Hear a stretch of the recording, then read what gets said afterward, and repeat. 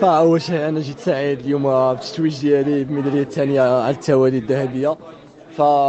كان هدي هذا اللقب هذا الغالي لسيدنا الله ينصروه، اللي كنشكره بزاف على الدعم ديالو ليا من خلال الرسائل اللي تلقيتها منه في الالعاب الاولمبيه ديال طوكيو، بطولات العالم ديال يوجين، بطولات العالم ديال بودابست. فها النتائج ديال هذه الرسائل بدات كتبان الحمد لله وبقات مواكباني، حتى انني بقيت واخد على العاتق ديالي خصني نحمر الوجه ديال بلادي، خصني نعطي كل ما عندي سواء في التدريب ديالي سواء في الخدمه ديالي باش نكون في هذا النهار هذا واجد. الحمد لله هذه السنه هذه ما كانتش سهله بالنسبه ليا.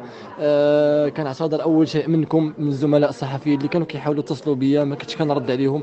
فهذا العام ما كانش ساهل عليا، الناس اللي ما عارفينش كانت عندي اصابه قويه قويه، ما استطعتش انني نتشافى منها حتى النصف ديال شهر ابريل. فحتى المشاركه ديالي ما كانتش 100% مضمونه في الالعاب الاولمبيه ديال باريس. لكن الحمد لله برضات الوالدين اللي معروف علينا حنا المغاربه، والحمد لله الثقه ديالي في الله والخدمه ديالي مع المدرب ديالي سي كريم التمساني اللي رجعوني بشويه بشويه. الحمد لله رجعت الثقه ديالي في التدريب، وجزمنا اننا ما غاديش نشاركوا حتى شي سباق قبل الالعاب الاولمبيه، يكون التركيز كله على الالعاب الاولمبيه. فالحمد لله الخطه نجحت والتركيز ديالي كان عالي عالي اليوم. فكانوا بعض الزملاء سواء منكم او المغاربه كانوا كيقولوا دائما السباقات ديال سفيان كيكونوا صعاب، غادي يكونوا فيهم خطه من كينيا ولا اثيوبيا.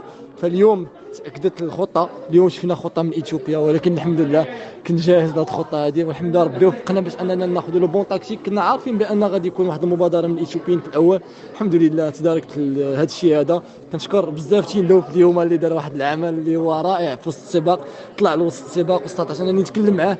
قلت ليه ما يمكنش تخليهم هكاك، طلع حل ديك الكوكبه اللي كانت رشوه تخلصت منهم. فكنشكره بزاف والحمد لله ربي ما خيبنيش.